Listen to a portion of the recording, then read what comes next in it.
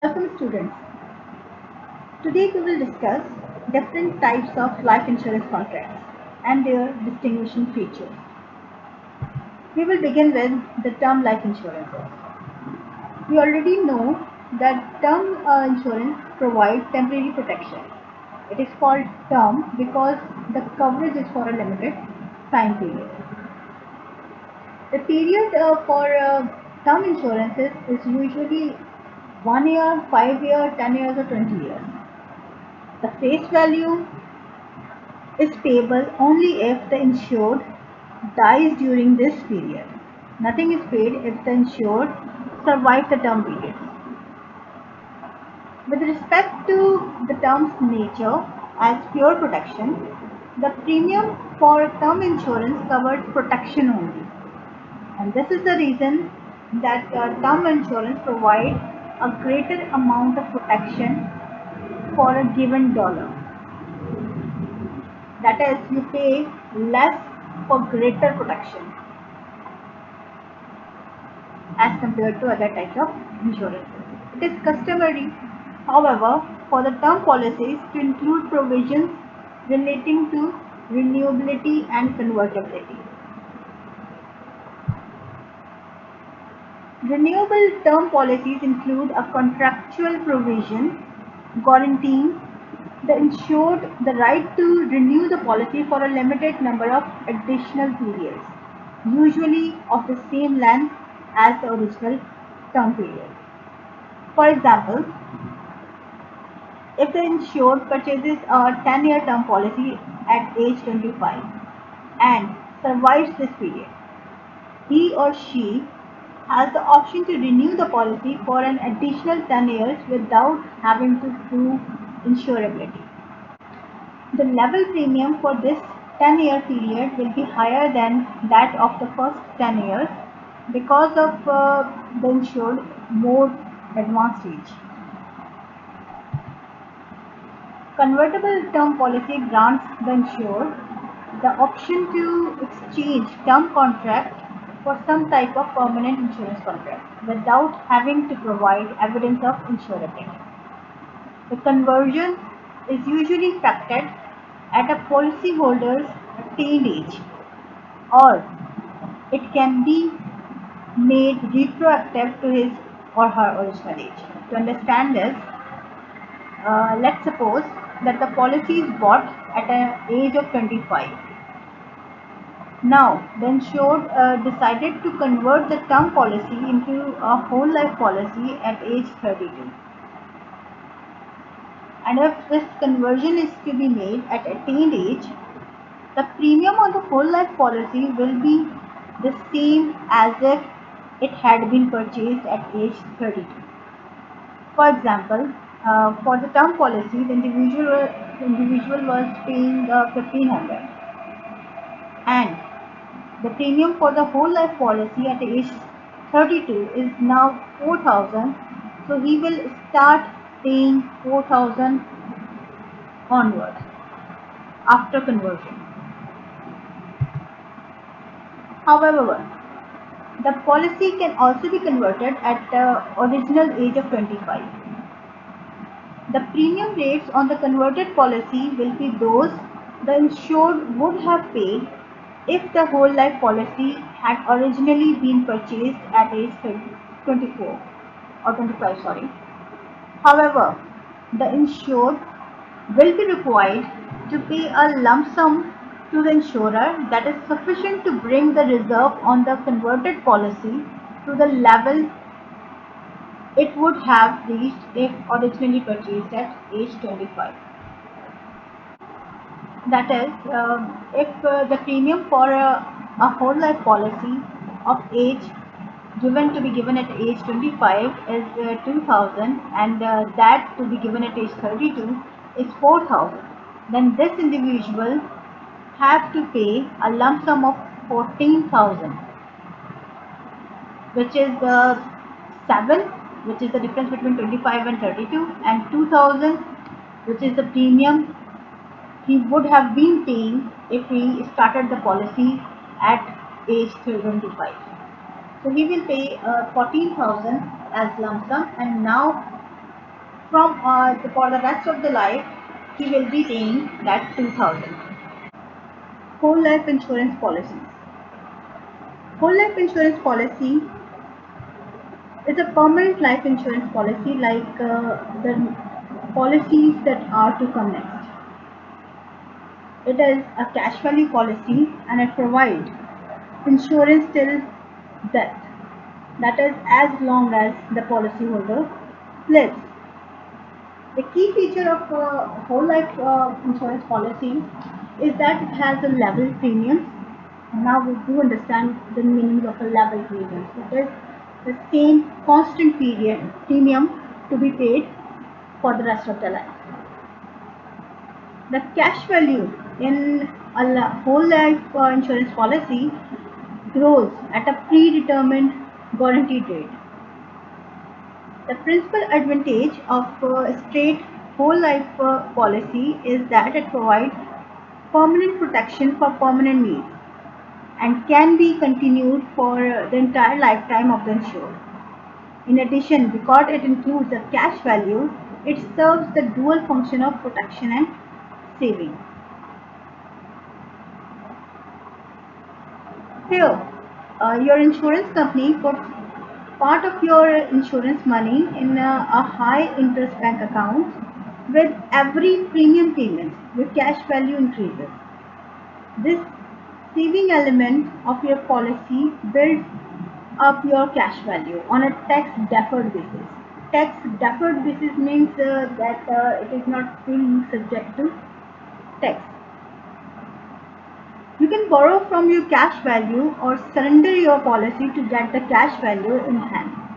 In case the individual passes away, the cash value is not paid to your beneficiary, though the death benefit would be. That is, the cash value is not a part of your death benefit, or it will not be given to your beneficiary. For example, if the face value of a policy is $250,000 and the generated cash value until now is $25,000, in time of need, one can borrow this $25,000 at an interest rate from the insurer. Now, if he or she dies before paying off the loan,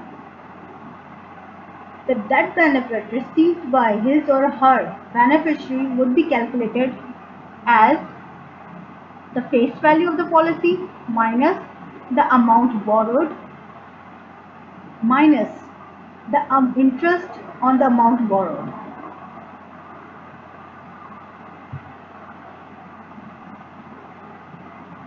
As far as the cash values are concerned, you can also opt for to participate in the surplus of your insurance company and receive dividends annually. You have the choice to either get your dividend in hand or let them accumulate interest. You may also use your dividends to reduce your policy's premium or buy additional coverage. For example,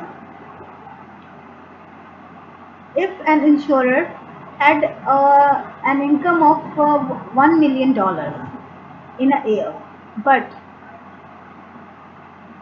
the death benefit payouts and other expenses came out to be 900,000.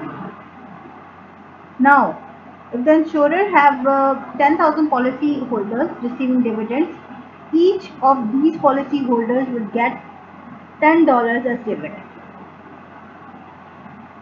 And the death benefit in this case would be equal to the face value of the policy plus dividends and the interest on dividend if you haven't taken your dividends and let them to accrue interest.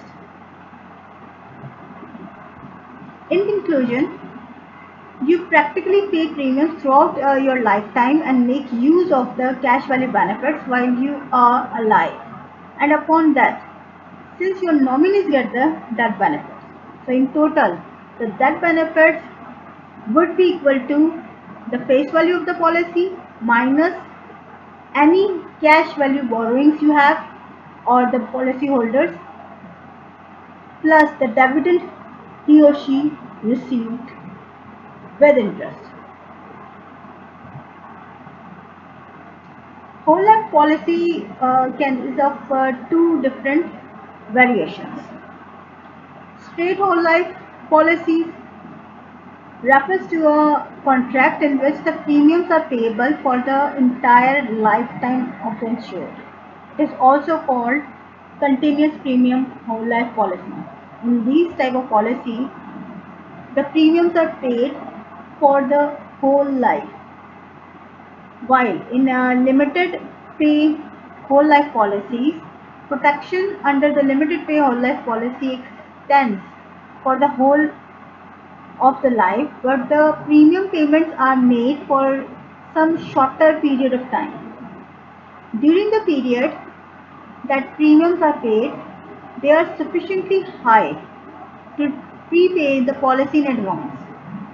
Thus, under a 20 payment life policy, during the payment period, one pays premiums that are high enough to permit one to stop payment at the end of 20 years and still enjoy the protection equal to the face value of the policy for the remainder of the policyholder's life. Next, we have universal life insurance policies.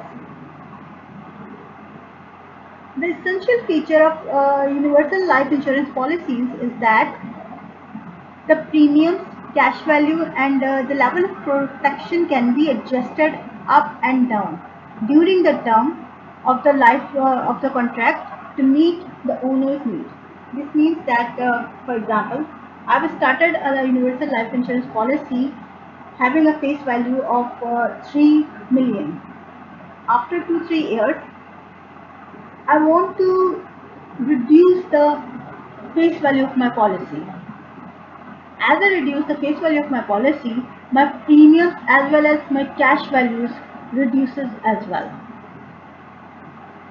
A second distinguishing feature of these type of policies is the fact that the interest credited to the policy's cash value is geared to current interest rate, but is subject to a minimum of 4%. This obviously varies as per the insurer's policy because the insurer decides the minimum. It has the option to withdraw a part of the cash value as opposed to borrowing against the cash value. Now, this is a very attractive feature of this type of policy because in whole life policy you can borrow, you cannot withdraw, and the difference between borrowing and withdrawing is interest. For borrowing you have to pay interest, for withdrawing you do not have to pay any interest. Next, we have variable life insurance policies. Here, the insured has the right to direct how the policy's cash value will be invested, and the insured bears the investment risk in the form of fluctuations in the cash value and in the death value or death benefit. As the insurer is bearing the risk, he is deciding where to invest. Obviously, the cash value can go to a minimum of 0, though your death benefit is guaranteed. Under this plan, the amount of premium is fixed, but the face amount of the policy varies up and down, subject to a minimum, which is the original amount of insurance. The cash value of the policy is not guaranteed, obviously, as it can go to 0 and fluctuates with the performance of the portfolio in which the premiums have been invested. Variable universal life insurance. As the name suggests, it combines the flexible premium features of the universal life with the investment component of the variable life. The policyholder decides how the funds will be invested and bears the investment risk, as well as he has the power to adjust premiums. He can pay a lump sum premium or he can reduce or increase premiums as well. Endowment life insurance policies.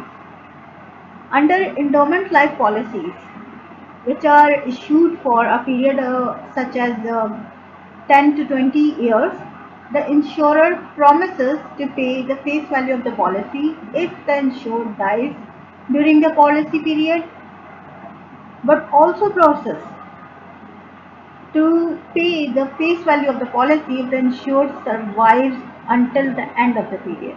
That is, it is a win-win situation. Either you die or survive the term, you will have the face value or the benefits, insurance benefits. To have a comparative view on these type of policies, I have made this chart. Duration, when we compare durations, in term life insurance we have limited time protection, while in rest of the policies we have full time protection or lifetime protections. In term life insurances, along with all the other permanent life insurances, your death benefit is guaranteed. As far as the cash value is concerned, we already know that term life insurances do not have the saving or investment part in them. So we do not have cash values in term life insurances. In whole life insurances, yes, the cash value is guaranteed. In the universal life insurances, it is protected from risk but can be depleted to pay premium. In variable life insurance and variable universal life insurance policies, as the insured is deciding where to invest and holding the risk of investment or bearing the risk of investment, your cash values is not guaranteed. How the cash value grows? Here it is not available, obviously. In whole life policy, it grows at a predetermined rate. In universal life insurances, it grows subject to a minimum. Normally it is geared with the current interest rate or as per the insurers decide. In variable and variable universal life insurances, there are sub-accounts, pool of investors funds offered by the insurer. As far as the premiums are concerned, we already know that in term life insurances, they can increase periodically as the individual increases age, or they can remain level for the term. In whole life policy, we have level premiums, while in universal life insurances, the premiums can vary. In variable life insurances, your premiums are vary, while in variable universal life insurances, these premiums can vary as well. I hope you have a clear understanding or at least some understanding about these types of insurances. Thank you so very much.